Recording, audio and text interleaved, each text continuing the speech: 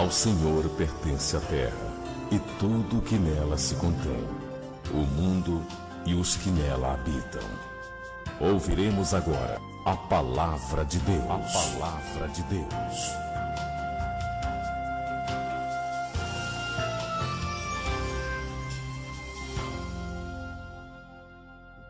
Diz assim a palavra de Deus, no Evangelho de nosso Senhor Jesus Cristo, segundo João, no capítulo 6, versículo 52.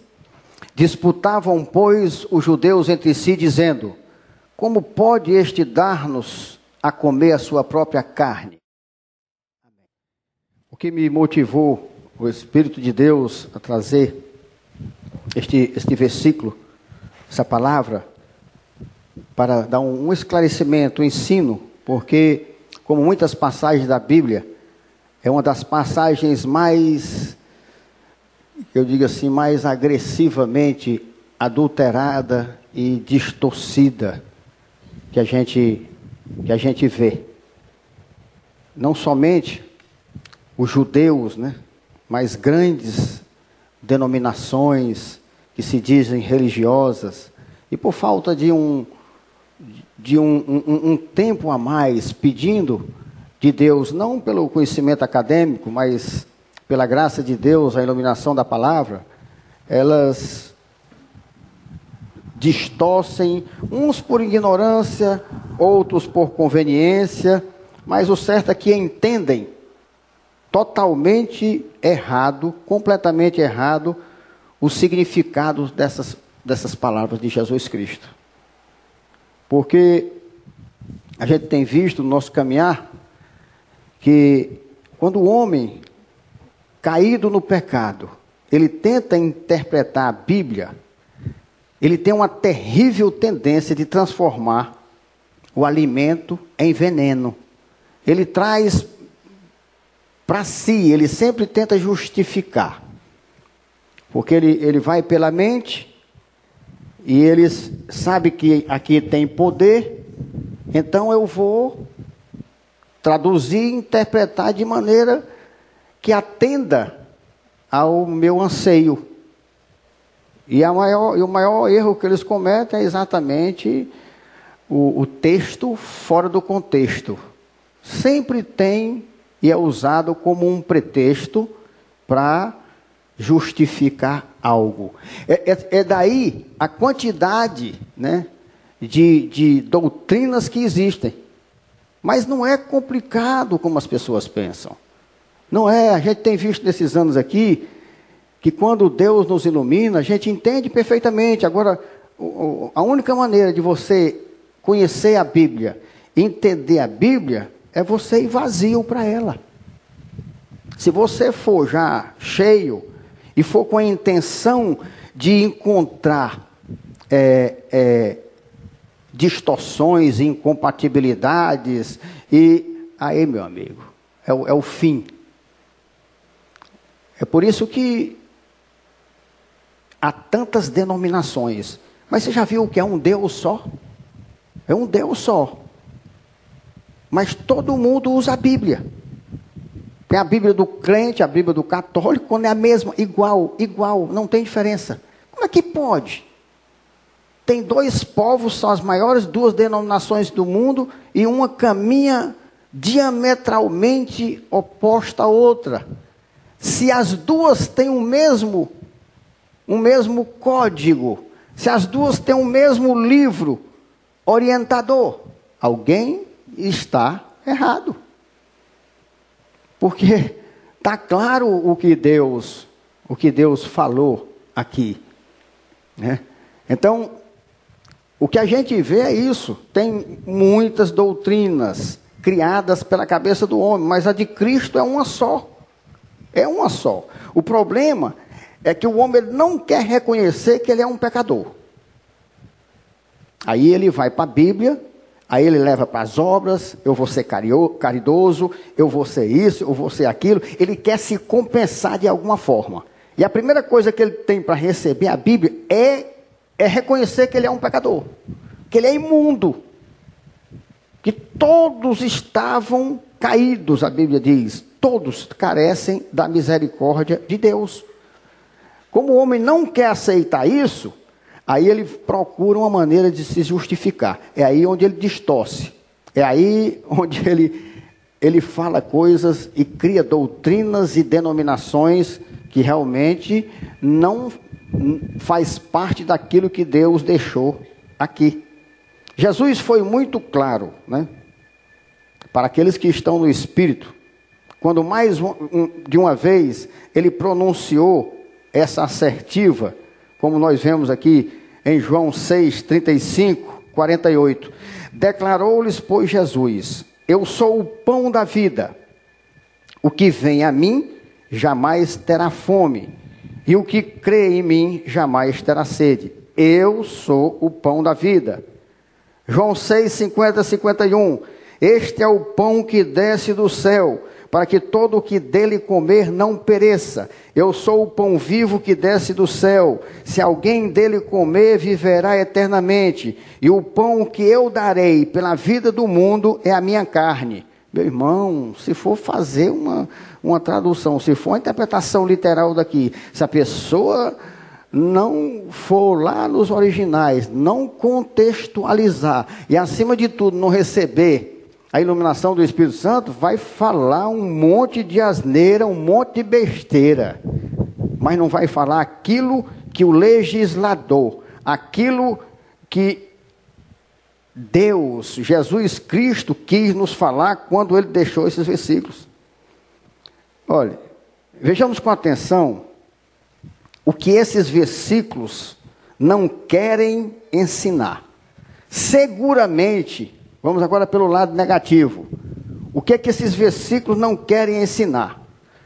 Primeiro, não há nenhuma base ou contexto para se interpretar literalmente as palavras comer e beber, pronunciada por Jesus. O que é que eu quero chegar aqui? É a doutrina de que quando nós tomamos a Santa Ceia, esse pão se transforma na carne de Jesus. Esse suco da videira se transforma no sangue de Jesus. Isso não tem base bíblica. Isso continua sendo o pão e o suco da videira continua sendo o suco da videira. É a doutrina da transubstanciação que eles pregam de maneira errada. Isso se transforma na carne de Jesus. Quando, na verdade, a doutrina que a Bíblia mostra e tem fundamentos e base no literal, no contexto, no histórico, em tudo, é da consubstanciação. Esse representa. A carne de Cristo está representada ali. O sangue de Cristo é representado no suco, mas nunca jamais transformado. Então, também como muitos pensam equivocadamente, essas palavras não foram pronunciadas fazendo referência somente à Santa Ceia. Todo mundo pensa que está falando da Santa Ceia, porque a minha carne é esse pão, é exatamente da transubstanciação, essa doutrina que inventaram aí, que esse pão se torna na carne. E quando Jesus falou, ele não estava querendo dizer isso, falar literalmente, que isso aí é minha carne, esse pão é minha carne, e esse suco é o meu sangue. Muitos tomam a Santa Ceia, e apesar disso não come o corpo nem bebe o sangue de Cristo. Tem gente que vai, toma a Santa Ceia, come o pão e bebe o suco, mas não comeu a carne e nem bebeu o sangue de Cristo. E é possível, ao contrário, né, de comermos do corpo e bebermos do sangue de Cristo, sem necessariamente termos participado da Santa Ceia do Senhor. Isso é que parece loucura, mas é o que tem fundamento e base bíblicas. Isso aí nós podemos falar. Muitos comem e não participam. Come o pão, mas não come da carne do Senhor. E muitos não participam e comem e bebem da carne e do sangue do Senhor. Aqueles homens que, como muitos hoje, recebem tudo literalmente. Logicamente, tendo em vista, certo? Isso aí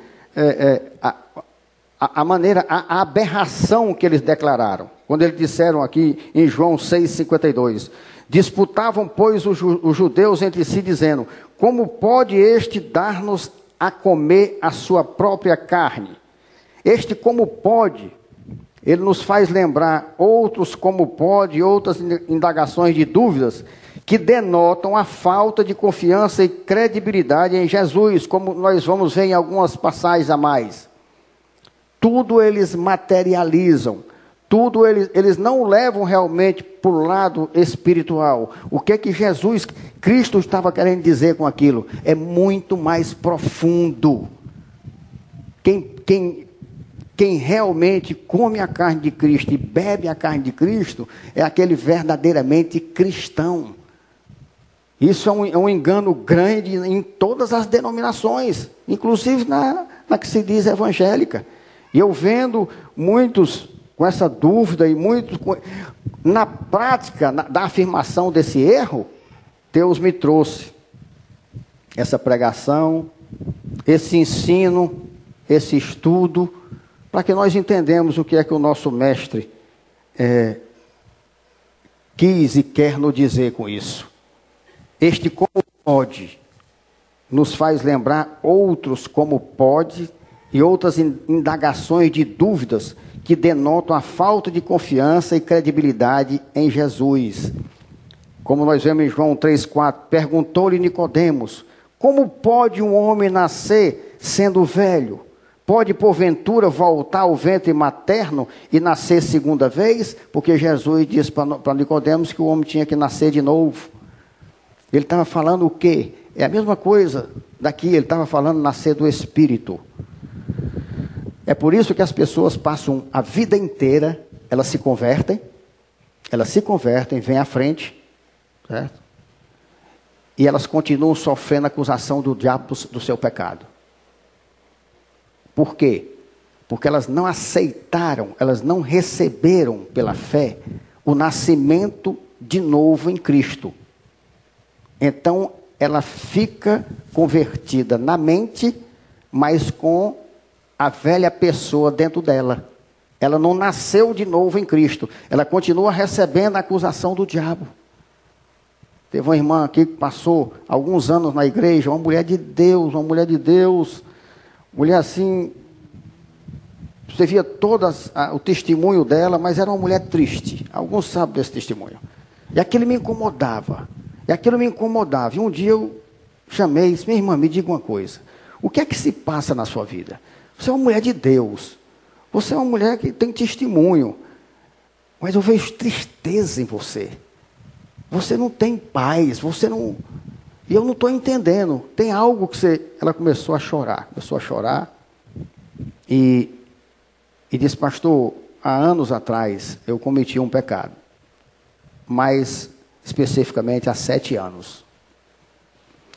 E eu me converti e fiz tudo o que Deus mandou eu fazer. Eu confessei o pecado, eu consertei, eu restituí, tudo como manda a Bíblia. Eu restituí, a pessoa que foi prejudicada tomou conhecimento, eu pedi perdão, restaurei, restituí, mas de lá para cá, eu não tenho vida, eu sou acusada. Aí eu disse: você está vendo o que é você receber Cristo na mente e não receber na alma? Disse: minha irmã, que Deus tenha misericórdia da sua vida, que o pecado desgraçado desse que lhe acompanha. Ela disse: pastor, eu sofro com esse há 7 anos. Não estou falando desse aí não. Eu estou falando do pecado de você negar a Cristo. Porque Cristo morreu na cruz, minha irmã. Cristo morreu na cruz, sem pecado, para pagar este teu pecado. Aquele que encobre as suas transgressões não prosperará, mas o que as confessa e deixa alcançará misericórdia, minha irmã. Você confessou, você deixou, você não está crendo que o Cristo na cruz pagou por você, você está acreditando na mentira do diabo que você é suja? Minha irmã, se ajoelhe e peça perdão a Deus. Você está negando Cristo na cruz. Você não está se perdoando uma coisa que Deus já lhe perdoou. Aí foi que ela chorou. E caiu a ficha, ali ela prostrou-se, chorou, e nós oramos. E ela realmente recebeu a Cristo ali. Mas recebeu entregando o pecado dela na cruz. Ela entendeu que aquilo ali não é uma coisa histórica. Aquilo ali espiritualmente carregou a minha culpa. Eu era um bêbado, prostituto, adúltero.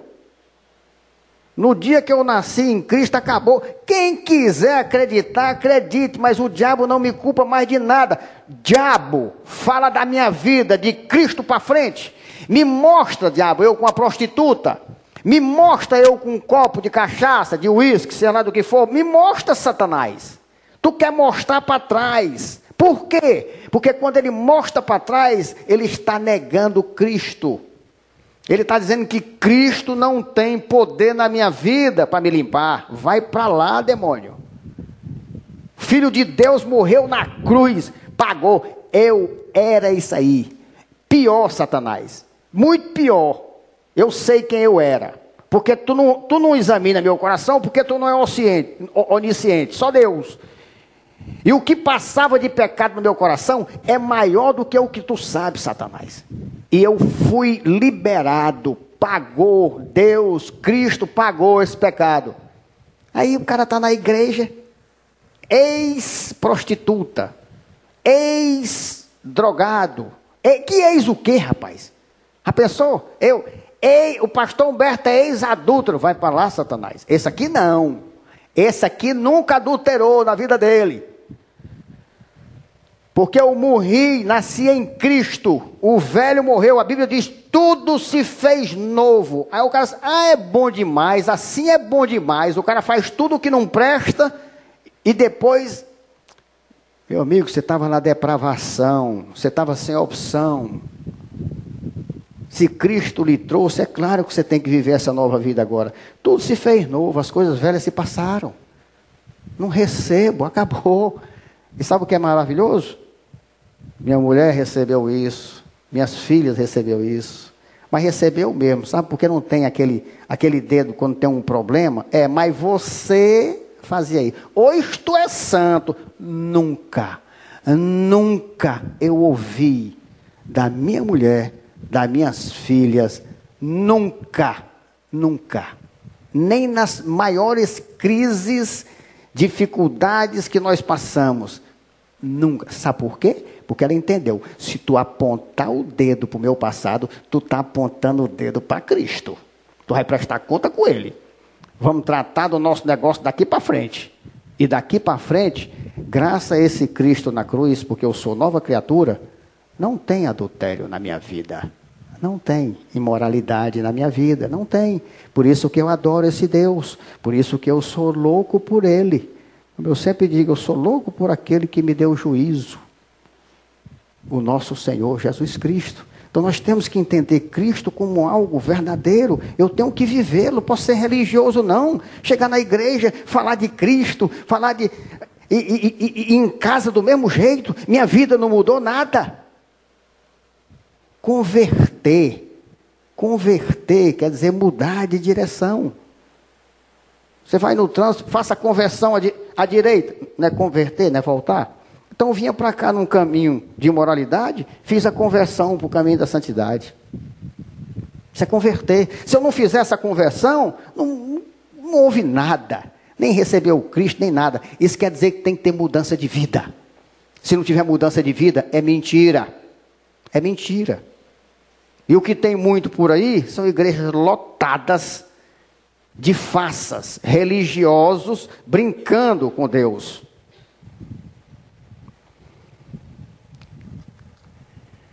João 3, 9, 10 diz assim, então lhe perguntou Nicodemos, como pode suceder isto?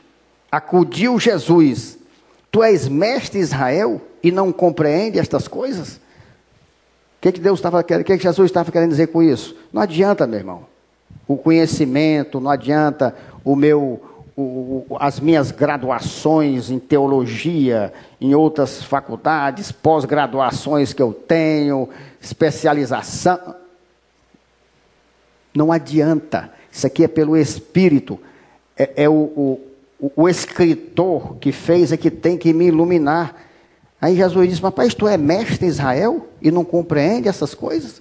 Querendo dizer, não tem jeito, pela tua sabedoria própria tu não vai saber. João 4, 11, 12, respondeu-lhe ela: Senhor, tu não tens com que atirar, e o poço é fundo, onde pois tens a água viva? És tu, porventura, maior do que Jacó, nosso pai, que nos deu o poço, do qual ele mesmo bebeu, e bem assim seus filhos e seu gado? Tratando as coisas literais. Deus falando no espiritual, e eles levando para o literal. Vamos mais só essa citação de João 11, 39, 40. Então ordenou Jesus: tirai a pedra. Disse-lhe Marta, irmã do morto, que era Lázaro, né? Senhor, já cheira mal, porque já é de 4 dias. Respondeu-lhe Jesus: não te disse eu que se creres verás a glória de Deus? Jesus foi lá, o cara estava lá com 4 dias. Tira a pedra. Rapaz, o senhor está fedendo já. O cara morreu faz 4 dias. Tire a pedra, mulher. Interessante. Eu sempre chamo a atenção para essa passagem, que o Deus poderoso, né, para ressuscitar um morto de 4 dias, não era poderoso para tirar a pedra? Como é que você ressuscita um morto de 4 dias e não tira uma pedra? Você imagina que ele fazia assim com o dedo, né, e a pedra saía. Mas sabe por quê? Deus não faz o possível. Deus só faz o impossível. Nós temos a nossa parte. O problema é que muitas vezes muitas pessoas não veem o milagre na sua vida porque não tiram a pedra. Não tiram a pedra. Pede, clama, e Deus diz: tira a pedra, meu filho. Mas não vou fazer. Não posso fazer. Aí Jesus: mulher, tu está se preocupando com o morto de 4 dias. Isso não é preocupação tua, não, é minha. Tire a pedra e deixe o impossível comigo. As pessoas se encontram diante do impossível e dizem: não, aí não tem jeito. Não tem jeito. Porque não tem. Meu marido não tem mais jeito. Isso aqui está morrendo, não tem mais jeito. Eu luto até o fim, porque eu sei que Deus tem poder. Agora está no querer dele. Querer dele. A filha na UTI, passou lá, aí a médica chegou e disse: ó, só preparar o senhor, viu? De hoje de noite não passa. Ela já se entregou, já está largadinha. Falou: vamos clamar. Vamos clamar. De 21 dias na UTI. Desenganada, essa noite não passa. Oramos, clamamos. Naquela mesma madrugada que o médico deu como morta, começou a reagir e hoje está aí. Fortezona, linda, maravilhosa, serva de Deus. Se eu tivesse entregue, acreditado na médica, porque era especialista, melhor que tinha, conhecida. Não, fui lá: Senhor, tu és Deus. Eu sei que é impossível, mas o Senhor é Deus. O Senhor pode, só se o Senhor não quiser. E eu peço no nome do teu filho que o Senhor tenha misericórdia e ressuscite aquela menina. Ele literalmente ressuscitou. Literalmente.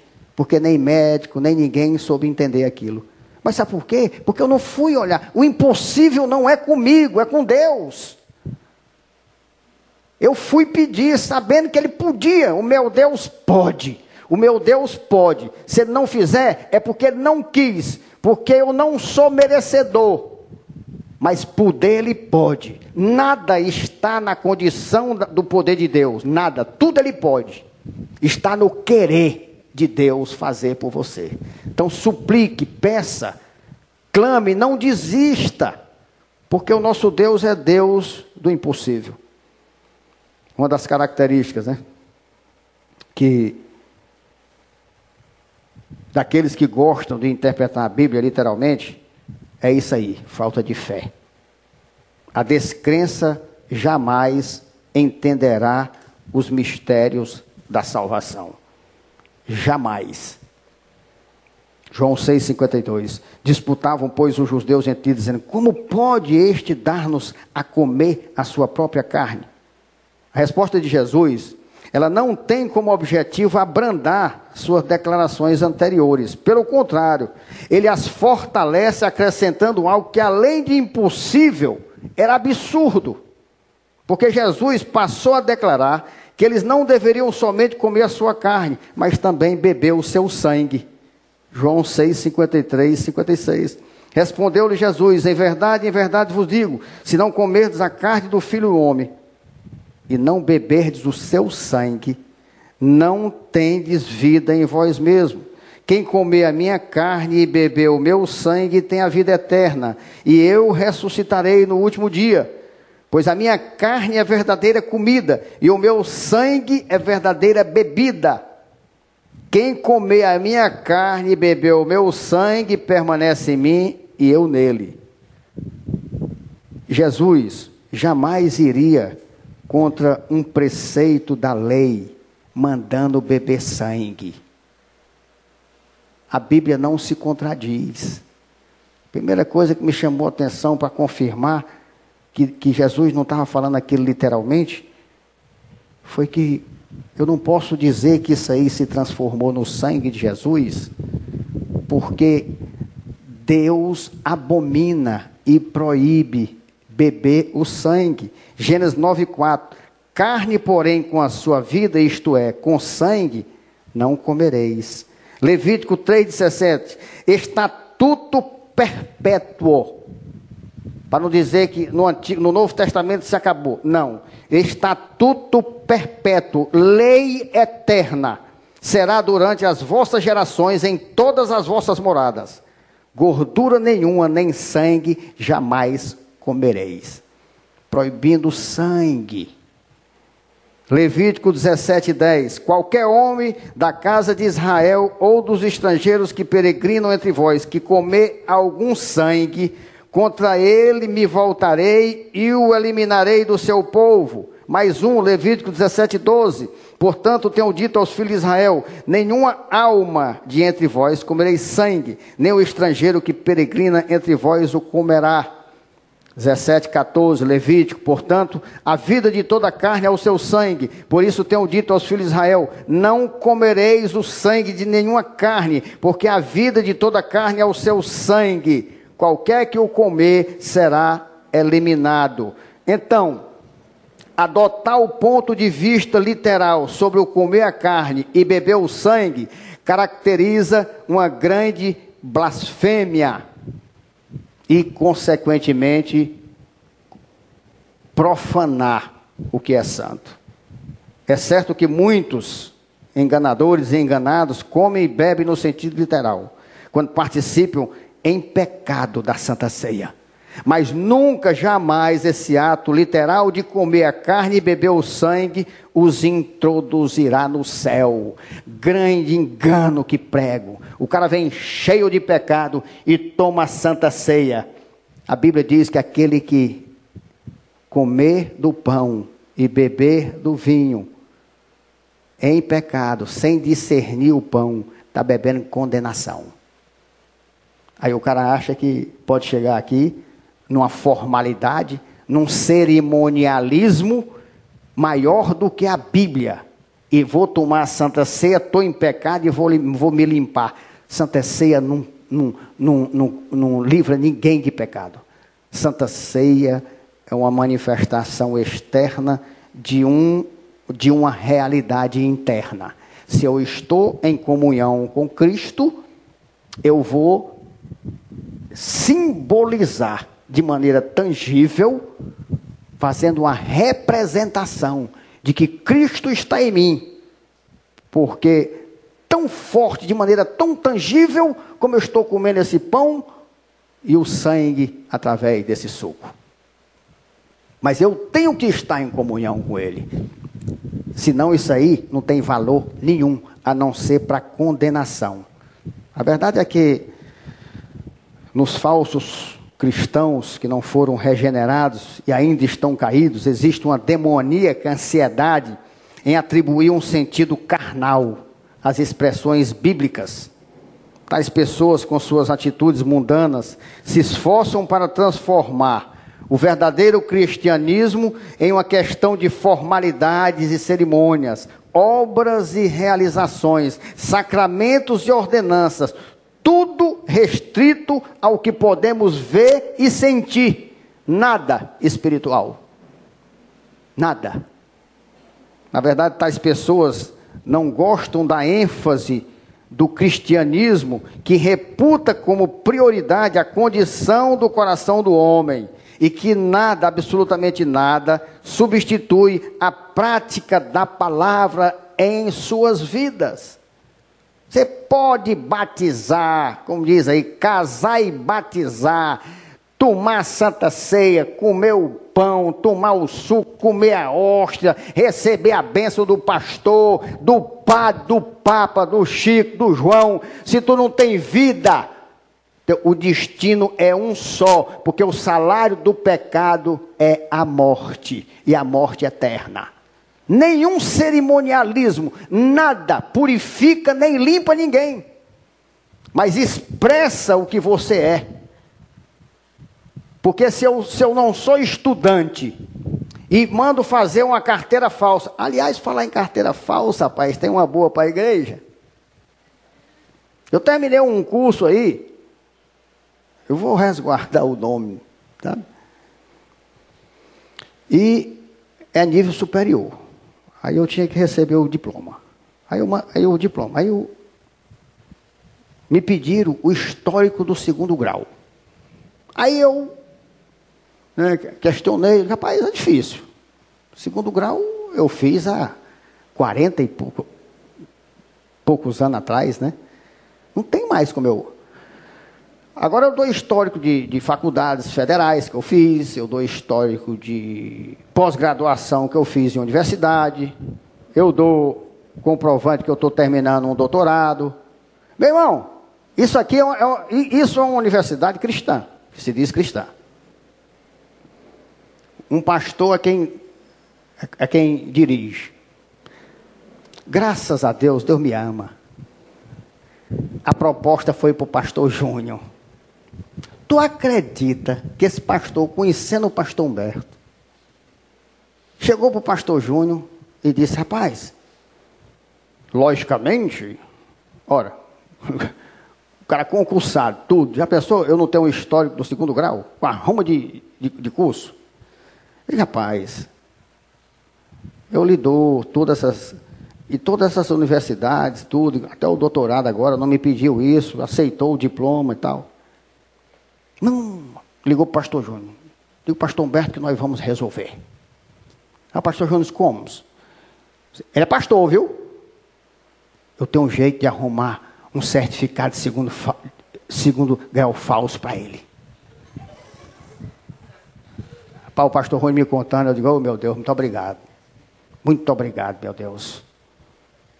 Porque um cabra desse vir com uma proposta dessa para mim, eu não sei o que ia acontecer.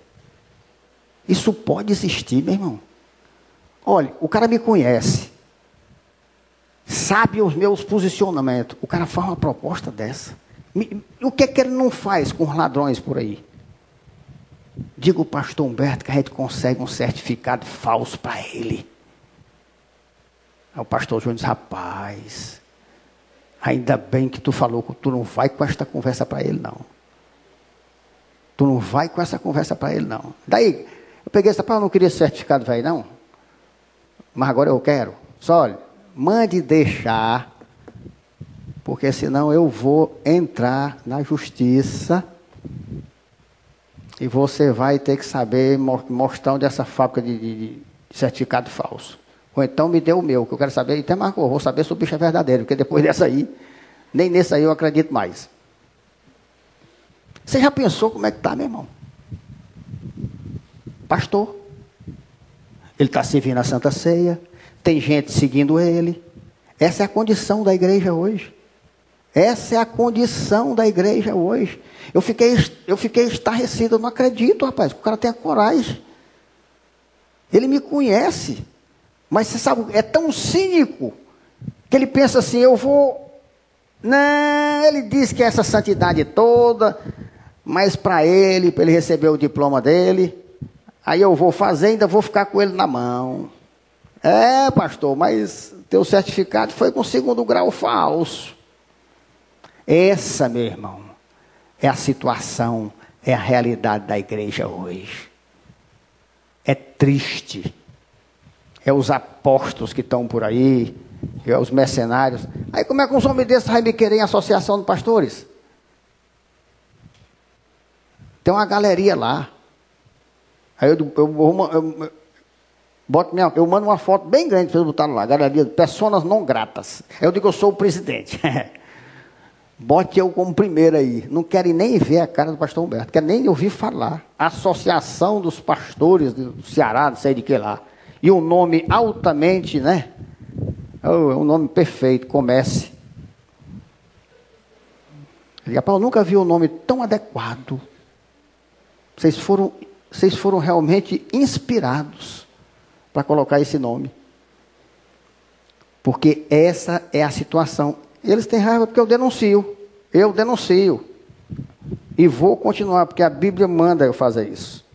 Ora, se é inadmissível que Jesus fosse contra a lei, mandando beber sangue, com um pouco mais de esclarecimento sobre essa passagem das Escrituras, podemos afirmar que Jesus estava usando, meu irmão, de um simbolismo.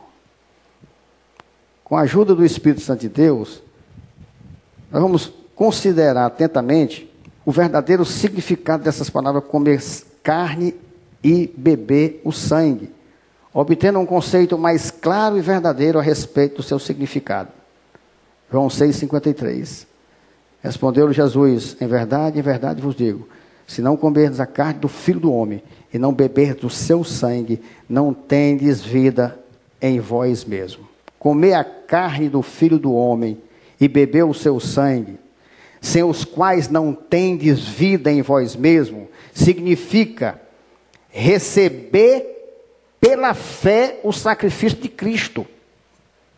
Então, é exatamente o que aquela mulher não tinha vida, porque ela não recebeu pela fé o sacrifício de Cristo, que eu recebi. Eu não importo, às vezes eu vejo mulher, pastor, eu fiz 2 abortos, 3 abortos, pastor, eu fui...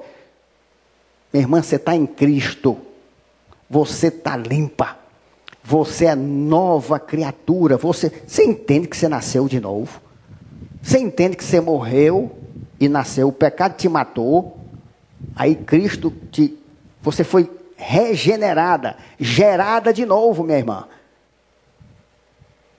Esqueça isso, lembre só para glorificar a Deus que te tirou a culpa, acabou-se. Isso é como o cara que restaurou-se na sociedade, foi preso, pagou a culpa, a sociedade não aceita ele de volta, em virtude do que ele fez. É por isso que as pessoas que recebem em Cristo o perdão, têm que adorar, e têm que amá-lo e honrá-lo, não pecando mais. Logicamente, isso daquela mulher, muito mais sério do que os abortos que ela fez, foi ela deixar agora se ser tocada só pelo homem. O homem passou a mão nela, aí é muito mais sério do que os abortos que ela fez. Porque ela está pisando aos pés o sangue do Filho do Homem. O que ela fez, Cristo apagou. Aí Cristo limpa com sangue, a mulher vai e mancha de novo, era melhor ter ficado onde estava. Porque mais sério é esse pecadinho simples de se entregar a uma carícia, muito mais do que os abortos. Então isso que nós temos que entender é uma atitude íntima e espiritual, procedente da alma, do coração, e não tem nenhuma relação com o corpo físico. Em qualquer momento da vida que o homem reconhecer sua culpa e pecaminosidade, se arrepender e confessar, e buscando a Cristo, crer na expiação realizada por ele, Cristo, na cruz, nesse exato momento, tal homem come e bebe o sangue de Cristo. Porque o sangue de Cristo e a carne pura e santa de Cristo foi que pagou pelo pecado. Então, quando você espiritualmente recebe com fé aquela carne, aquele sangue, você se tornou puro. É isso que Cristo quer dizer. Naquele exato momento que você crê nisso, você bebeu e comeu o sangue de Cristo. Não precisa, se for necessário, não precisa você expressar. Mas a realidade é aquela. E o contrário é verdade. Enquanto você não receber, não crer pela fé que ele fez isso, como eu creio, você não vai nunca estar limpo. Nunca, porque você tem que ter essa fé de que isso não é de mente, é verdadeiro. Eu sou nova criatura. Então, comer o corpo e beber o sangue significa simplesmente, exclusivamente, crer em Cristo. a expiação dos pecados, realizada pela morte de Cristo na cruz, é o corpo e o sangue que o cristão come e bebe para obter a vida eterna. Eu tenho assim, desesperadamente, no bom sentido, tentado explicar e fazer as pessoas entenderem que elas precisam crer que o sacrifício de Cristo é suficiente para perdoá-las. Ou seja, Cristo morreu na cruz, matou a sua carne, derramou o seu sangue como expiação poderosa dos meus pecados. Mas muitos não conseguem espiritualmente crer nesse poder. Não conseguem. É por isso que você tem que pedir fé. Porque uma coisa é você receber na mente, eu acredito. Outra coisa é você crer. Isso é verdade. Se eu passasse num detetor de mentira, o espiritual, ele é tão forte que ele vai acima do físico, da mente. Se eu passasse num detetor de mentira mais poderoso e eficaz do mundo e me fizesse a pergunta, você é adúltero? Eu responderia com toda certeza, e lá aparecia 100% verdades. Eu não. Você adulterou? Aí está certo.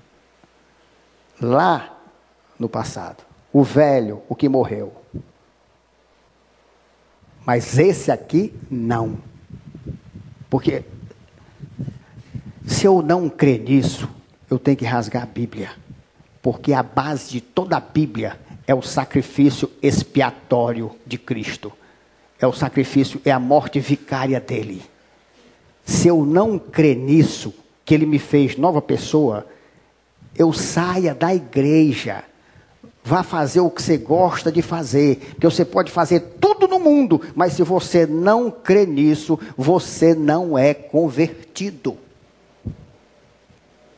É a base de toda a Bíblia Sagrada. É o sacrifício expiatório de Cristo. Ele pagou a minha culpa. Ele pagou a minha fatura. Eu não devo mais por tudo aquilo que eu fiz. Eu recebi total anistia. Acabou-se. Isso é muito difícil e impossível de receber quando você não tem fé.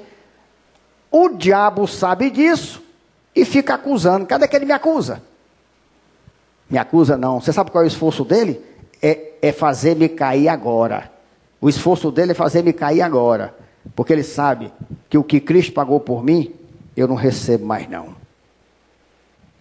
A linguagem usada por Deus em Levítico 17:11, com relação a isto, é bastante clara. Quando ele diz em Levítico 17:11, porque a vida da carne está no sangue.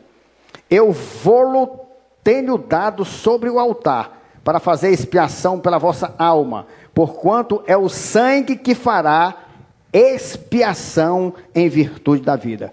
O sentido é, aquele que crê, aceita, se apropria e assimila meu sacrifício vicário de Cristo, como a única base para a salvação. Permanece em mim e eu nele. Vicário é que faz às vezes de outra pessoa, de outra coisa. Sacrifício vicário. Ele foi em meu lugar. Era para me pagar e ele pagou por mim. Como os alimentos naturais devem ser metabolizados pelo corpo, para que este tenha vida, assim o sacrifício de Cristo deve ser metabolizado pela alma, para que esta tenha vida eterna. Se o seu corpo não metabolizar os alimentos, você vai morrer. Se você não metabolizar pela fé o sacrifício de Cristo, sua alma não vai ter vida. É uma comparação, uma analogia muito simples.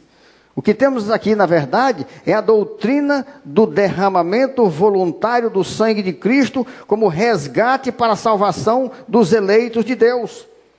Essa doutrina também está explícita nas seguintes passagens. João 1, 29 e 36. No dia seguinte, viu João a Jesus que vinha para ele e disse: eis o Cordeiro de Deus que tira o pecado do mundo. E vendo Jesus passar, disse: eis o Cordeiro de Deus.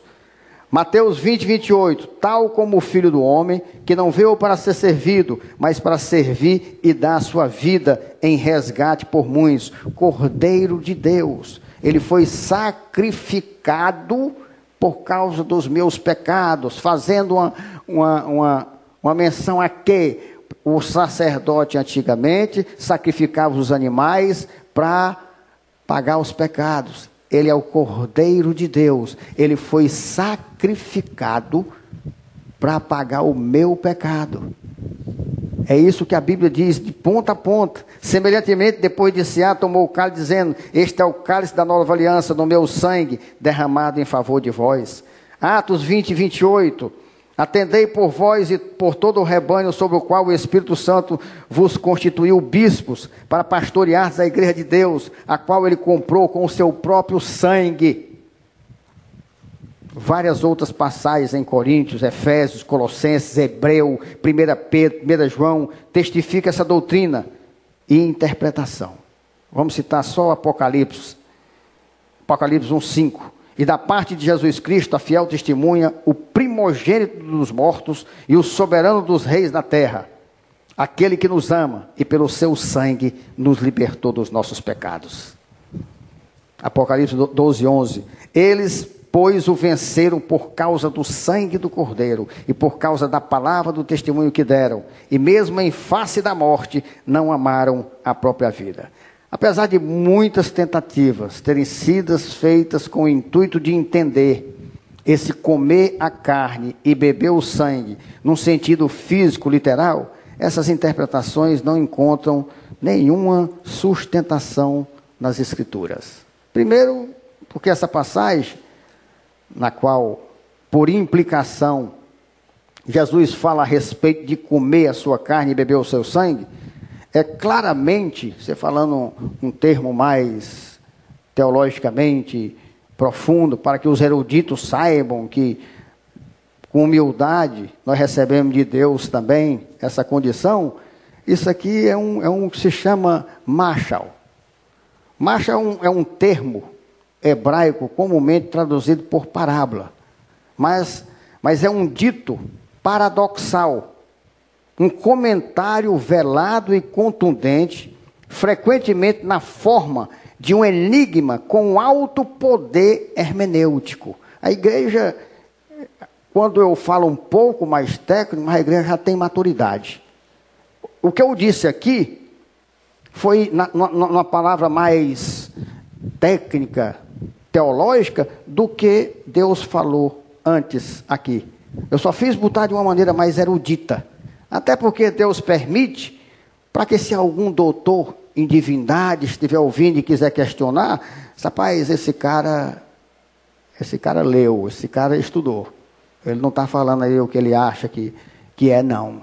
Porque senão ele não... Então aqui, por lá, Deus permite que eu deixe uma palavrazinha para os eruditos, né? Para ele saber que na minha muita humildade e leigo como sou, Deus tem me dado a graça de me abençoar com o conhecimento, vindo do Senhor, que realmente eu reconheço que não sei de nada, quanto mais eu estudo. Depois que eu passei a estudar a Bíblia, primeiro eu tive 5 anos de imersão, 5 anos, pedi licença, passei 5 anos, todo dia, de manhã até noite, 5 anos. Aí nesses 5 anos, aí eu continuei até hoje, né? Às vezes a pessoa pergunta: pastor, quantas vezes você já leu a Bíblia de Gênesis, Apocalipse, de versículo, palavra por palavra? Aí se eu for dizer, eu minto. Porque eu posso dizer 100 e ser mais. Aí rapaz, sinceramente, eu não me lembro. Mas eu descobri uma coisa depois desse tempo, que quanto mais eu me aprofundava, mais eu descobria que não sabia de nada.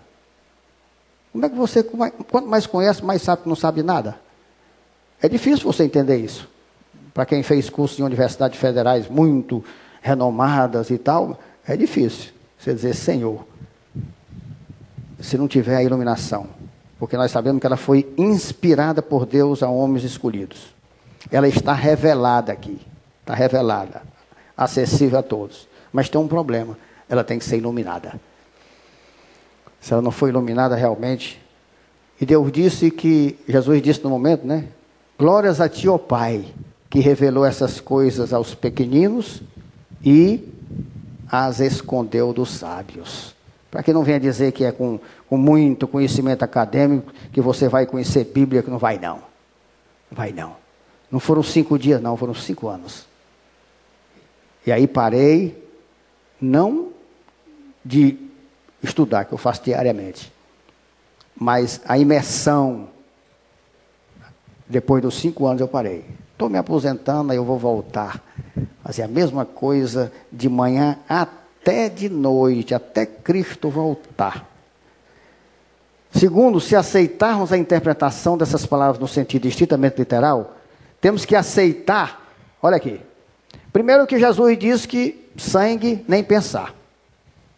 E se a gente aceitar comer literalmente a carne de Jesus, é mais absurdo ainda, mas nós vamos chegar numa conclusão lógica de que Jesus está instituindo na Bíblia o canibalismo.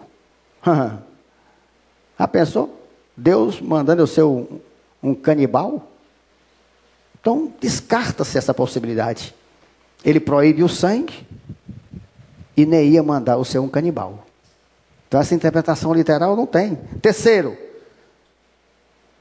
João 6,57. Assim como o Pai que vive me enviou, igualmente eu vivo pelo Pai, também quem de mim se alimenta, por mim viverá. Nesse versículo, quando Jesus afirma, quem de mim se alimenta, significando, quem come de mim, indica um ato de apropriação e comunhão pessoal. Da mesma forma em que vir a mim, significa crer em mim. É isso que as pessoas têm dificuldade, se Deus não iluminar. João 6,35, declarou depois Jesus, eu sou o pão da vida, o que vem a mim jamais terá fome, e o que crê em mim jamais terá sede.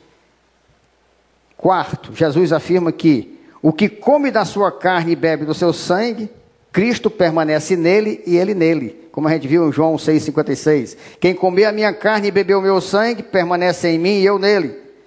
Essa afirmação não pode e não deve ser entendida literalmente.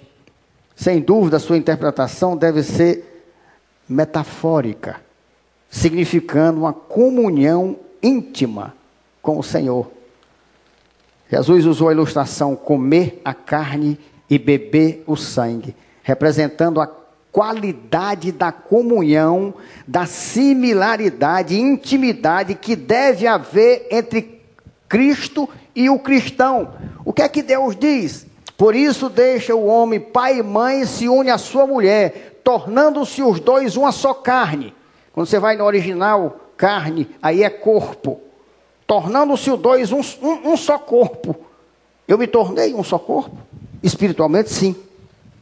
Eu morri, os meus desejos, as minhas vontades morreram, o da Rosana morreu, e nós passamos a ser um só. Então agora nós queremos as coisas juntos. Por isso deixa o pai e mãe se une à sua mulher, tornando-se os dois uma só carne, um só corpo. Isso pode ser literal? Não, mas está exemplificando isso. Ele quer dizer a união, a comunhão, a intimidade que deve haver nossa com Cristo. É como se eu tivesse comido a carne de Cristo e bebido o sangue de Cristo. Eu estou nele e ele está em mim. Assim como eu sou um só corpo com a Rosana, mas o meu corpo está aqui e o corpo dela está ali, mas espiritualmente, a nossa intimidade, a nossa comunhão, a nossa sintonia é tão grande que nós somos um só corpo, eu posso dizer. É tanto que eu olho, não precisa a gente falar, as expressões dela eu sei, se ela está aprovando, se ela não está aprovando, se ela está bem, se ela não está. Porque espiritualmente nós passamos a ser um só corpo, mas não literalmente. É o que Deus fala. Essa união mística porque transcende a nossa compreensão de homem natural e que nos faz participar das bênçãos do pacto da graça e é também representada na fórmula com Cristo.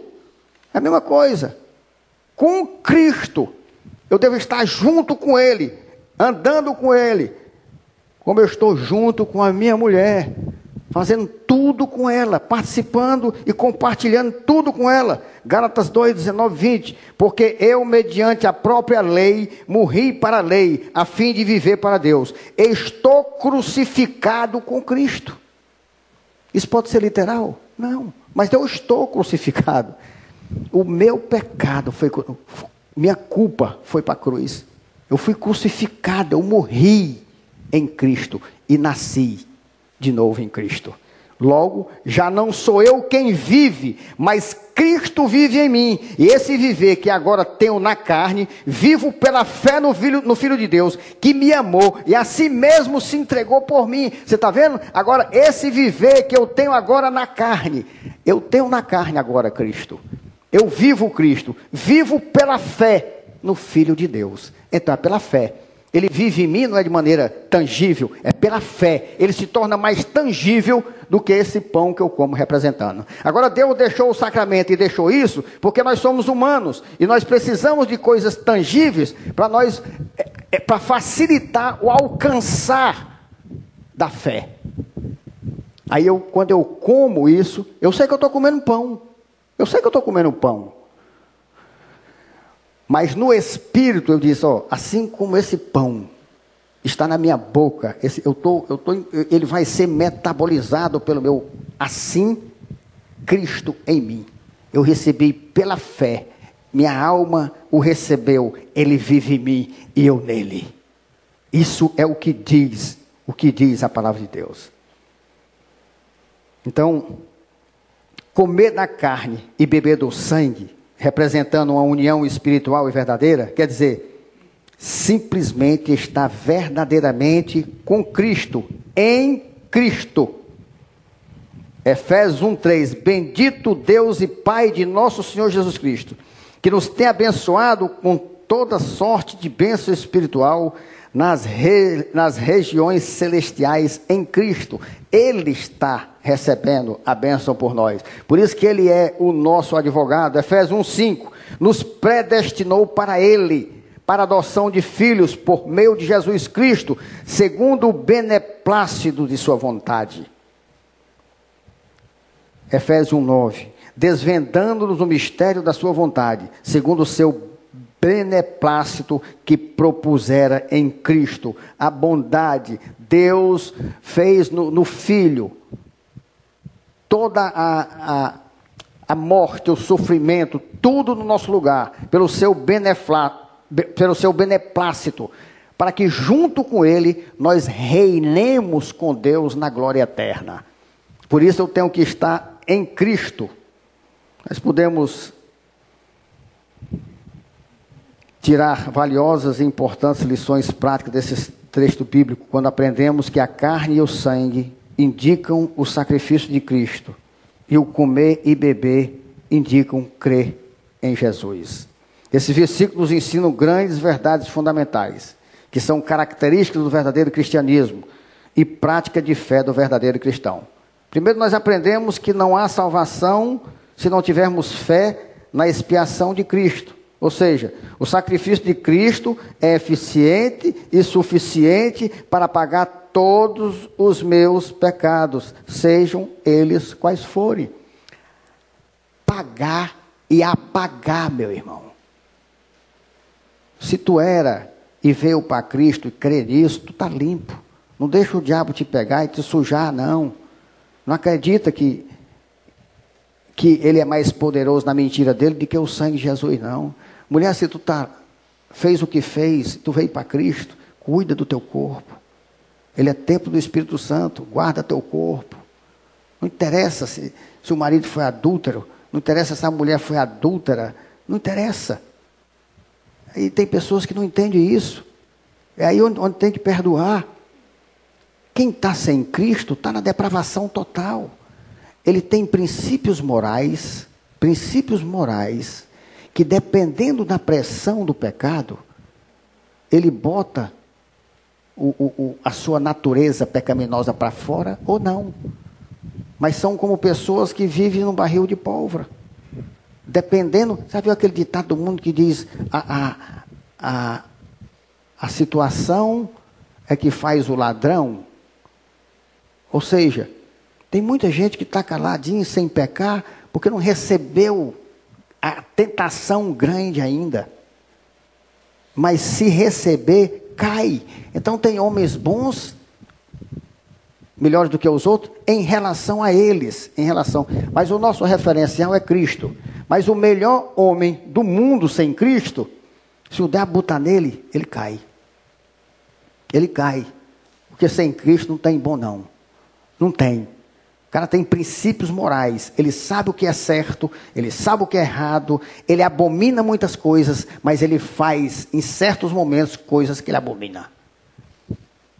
Porque ele não tem Cristo, ele não recebeu a força necessária para vencer o pecado. Porque se algum homem tivesse condição de vencer o pecado, Deus não tinha colocado o Filho na cruz por causa dele para vencer o pecado.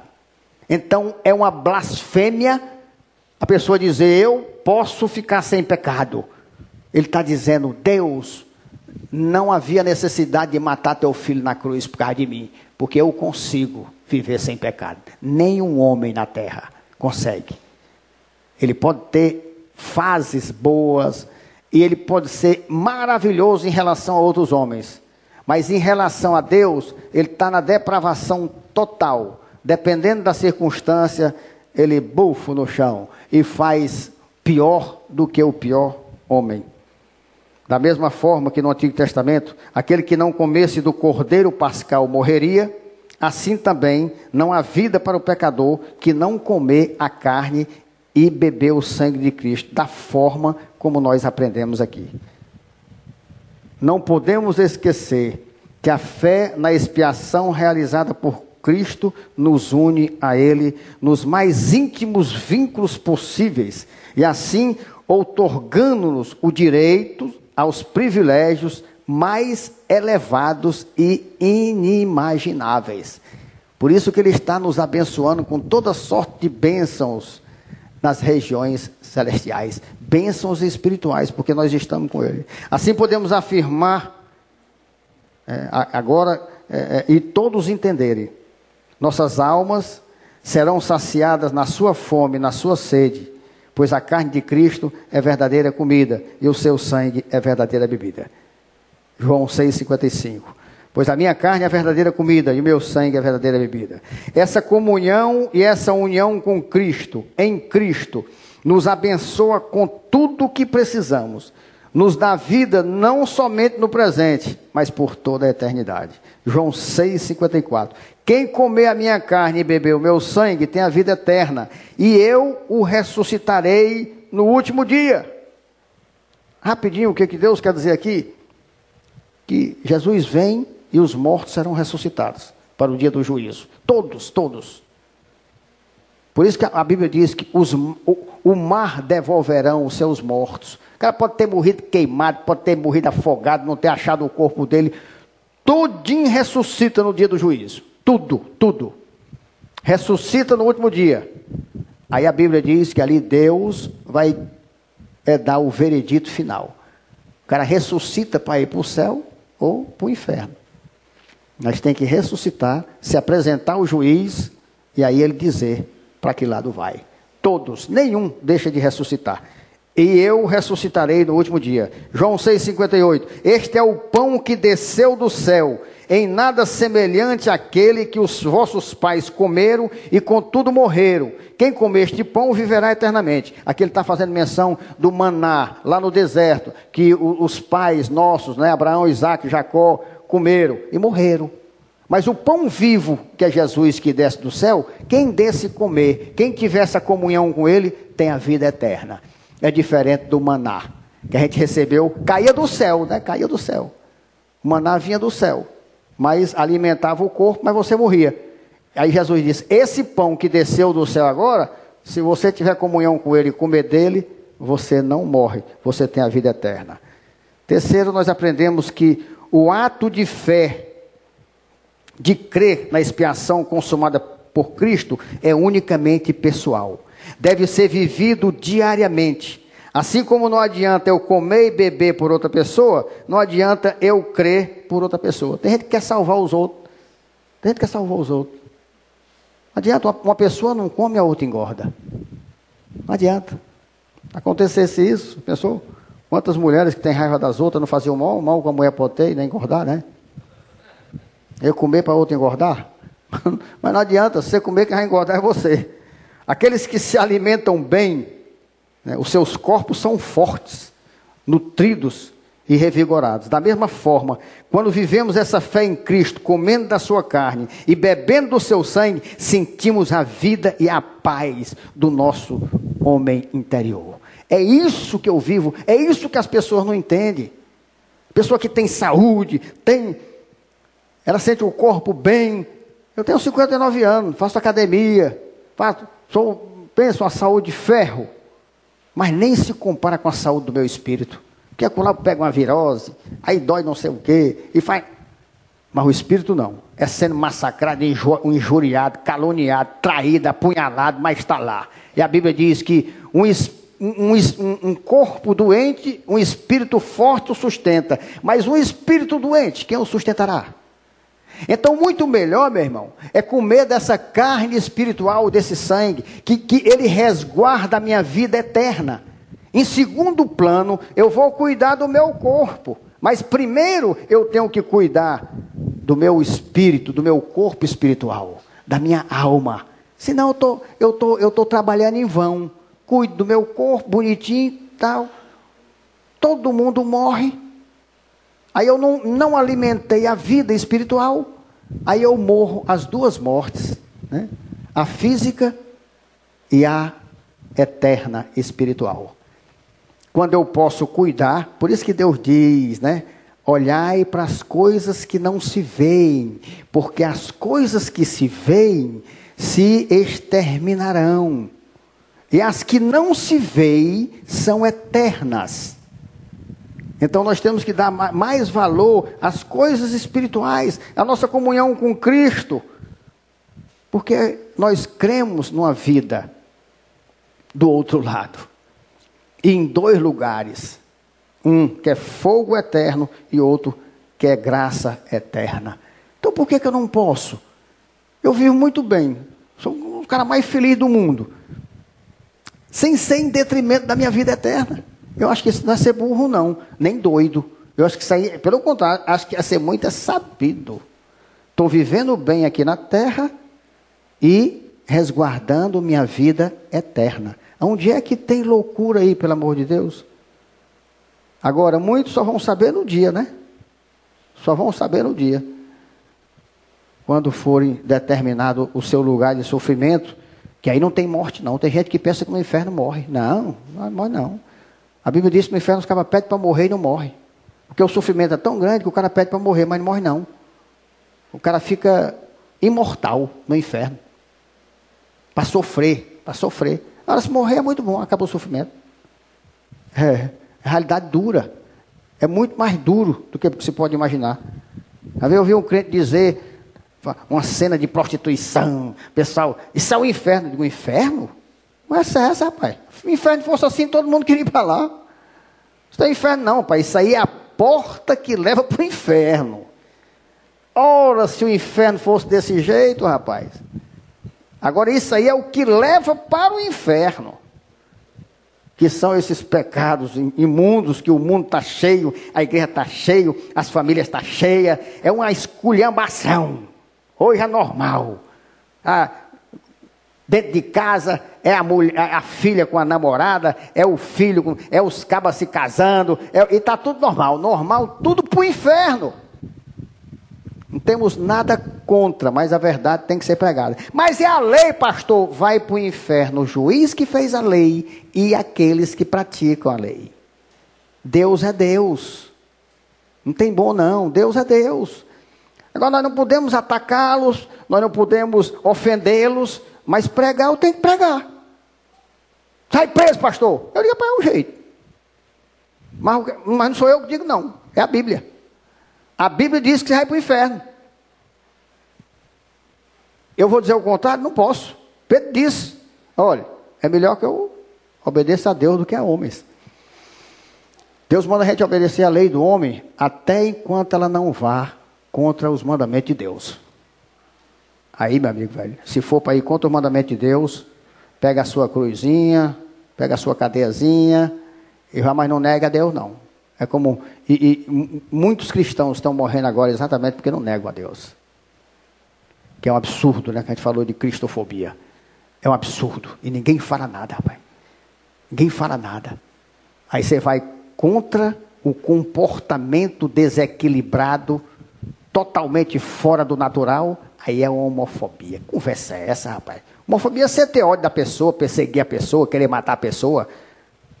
Tem nada a ver com o comportamento dela, não. Você condena o que está errado. Pelo contrário, eu amo todos eles. Amo mesmo. Abençoo a vida deles. Agora, abomino o que eles fazem. Abomino o que eles fazem. E vai, não tem dúvida não, vai para o inferno. E tem mais, no inferno não tem gay não, viu? Tem mais. No inferno, quem é homem é homem. Eu estava conversando com um e eu disse, rapaz, tu vai sofrer. Porque tu está pensando que tu no inferno tu vai ser gay? Não, no inferno tu vai ser macho. Porque lá as criações vão se definir. Agora tu já pensou, rapaz? Tu no inferno, ainda sendo o que tu não quer? Rapaz, isso é lá negócio, deixa essa vida, rapaz. Porque lá não tem, você vai ser homem. Acabou, essa é a verdade. Então para quê? E todos os que procuraram ajuda no Senhor se restauraram e se libertaram. Todos os que eu conversei, todos eles dizem, eu não gosto dessa vida. Não sei porque eu cheguei. Agora, tem que assumir para que haja uma aceitação e um campo onde eles possam se sentir bem. Até aí eu aceito, mas não queira se meter. Nós não vamos se meter lá, mas não se meta aqui também. Aceito a nossa doutrina? Não. E por isso é crime? Não. Então, nós não aceitamos o que vocês fazem. É só isso. Sem briga, sem confusão, sem ódio. Cada um faz o que quer da sua vida. Então, aqueles que se alimentam bem, seus corpos são fortes, nutridos e revigorados. Da mesma forma, quando vivemos essa fé em Cristo, comendo da sua carne e bebendo do seu sangue, sentimos a vida e a paz do nosso homem interior. Para nós encerrarmos, João 6,58. Este é o pão que desceu do céu, em nada semelhante àquele que os vossos pais comeram, e contudo morreram. Quem comer esse pão viverá eternamente. Como eu falei, esse pão não teve origem na esfera terrestre, ele veio do céu. Ele é fonte genuína de vida e nutrição espiritual. Esse pão é melhor do que a mera sombra e tipo. Isso aqui também é um pouco mais de erudição. Os entendidos vão saber quando eu falo tipo. É o estudo da tipologia. Então, Cristo é mais do que isso. É melhor do que o maná no deserto que os seus pais comeram. Não obstante, não pôde mantê-los vivos, nem mesmo fisicamente, pois todos morreram. Jesus nos garante dizendo, quem come da minha carne e bebe no meu sangue, ou seja, quem me digere espiritualmente como verdadeiro pão da vida, terá a vida eterna primeiramente com relação à alma e depois com relação ao corpo, pois este vai ser glorificado quando for ressuscitado no último dia. Isso é a promessa de Deus. Esse corpo meu, pecaminoso, tendencioso ao pecado, quando Cristo vier, que ele definir aqueles que vão para o fogo e definir os que ficam na glória, o meu corpo vai ser glorificado. Aí eu vou passar a ser santo, porque agora eu estou santo, né? Eu sou pecador. A diferença agora é que o pecado, ele não me domina. Eu sou pecador e quem está no mundo é pecador. Até aí nós somos iguais. O que é que nos difere? É que o pecado habita em mim, mas não me domina. Neles, habita neles e domina eles. Porque eles fazem o que o pecado manda eles fazerem. E eu não. Eu faço o que Cristo manda eu fazer. Essa é a nossa diferença. Mas todos aqui nós somos pecadores. Todos. A diferença é essa. Quando Cristo voltar, a Bíblia diz que ele vai glorificar o meu corpo. Aí não vai mais ter possibilidade de eu pecar. Ele vai me dar a santidade, o poder de Cristo. Eu vou receber a herança que hoje é promessa. E aí eu vou deixar de... Não existe mais possibilidade, eu não vou mais ser tentado, não tem mais. Aí nós nunca mais vamos pecar. Vai ser um gozo e uma alegria eterna, uma tranquilidade e uma paz, que nós só sentimos aqui quando nós estamos muito próximos de Cristo. Quando eu estou no meu quarto, fechado, ali orando, aí eu me sinto seguro, eu sinto uma paz. À medida que eu vou saindo para o mundo, eu sinto as ameaças, eu vou sentindo a pressão. Isso vai acabar, isso vai acabar. Essa paz que eu tenho aqui é essa intimidade, porque eu realmente, eu como e bebo da carne de Cristo. O que nós vamos fazer aqui é uma simbologia. Eu creio naquela morte expiatória. Eu estou nele e ele está em mim. Eu vou representar aqui. É como se você botasse para uma criança e dissesse para ela: olha, isso aqui é Cristo, está vendo? Cristo, mas não é. Isso é Cristo. Espiritualmente. Espiritualmente eu estou assim, ó. A carne e o sangue de Cristo está em mim. É isso aí. Aí por isso que Deus diz que quem come em pecado, come condenação. Ora, porque se eu pego Cristo e boto dentro de mim, e dentro de mim eu estou com um pecado dominante, então eu vou me condenar, porque o juiz chegou. Aí é condenação. Aí por isso é que eu digo a muitas pessoas: se você não está em condição, não tome. Se você não está no estado espiritual que expressa uma perfeita comunhão com Cristo, não vá mentir, dizer isso através da expressão externa. Porque você está mentindo e o diabo vai lhe pegar e vai com certeza você sofrer retaliação. Por isso nós sabemos o que é tomar a Santa Ceia. Por isso que eu sou diferente. Quando todo mundo, como eu vi igreja aí, todo mundo que está aqui, pode tomar. Olha, é Cristo, Ele vai lhe purificar. Conversa é essa, rapaz? Vai lhe condenar. Nós não podemos tomar. Pastor, mas como eu não sou pecador, meu irmão? O pecado está dentro de você, habitante. Quando Cristo voltar, Ele vai deixar de habitar. Ele não é dominante. Quando é que você não pode? Quando você tem um pecado dominante. Pecado dominante é você estar entrando, você não consegue. Você vai tomar aqui, amanhã você sabe que vai entrar na internet. Não meta a cara para tomar. Num site pornográfico. Você vai sair com alguma mulher? Você vai, então, você não sabe que algo está lhe dominando? Pois primeiro se liberte. Primeiro vá para Cristo. Una-se com Ele. Ele vai lhe dar força. Então você vem e diz: agora eu posso tomar. É dessa forma que nós vamos e nós tomamos a Santa Ceia aqui. Para que ninguém tome condenação. Que o Espírito Santo de Deus nos livre da preocupação com o alimento do mundo que perece.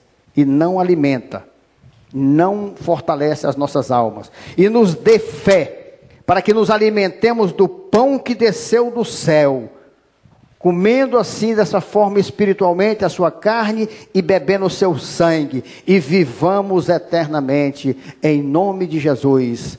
Amém. Amém. Glória a Deus.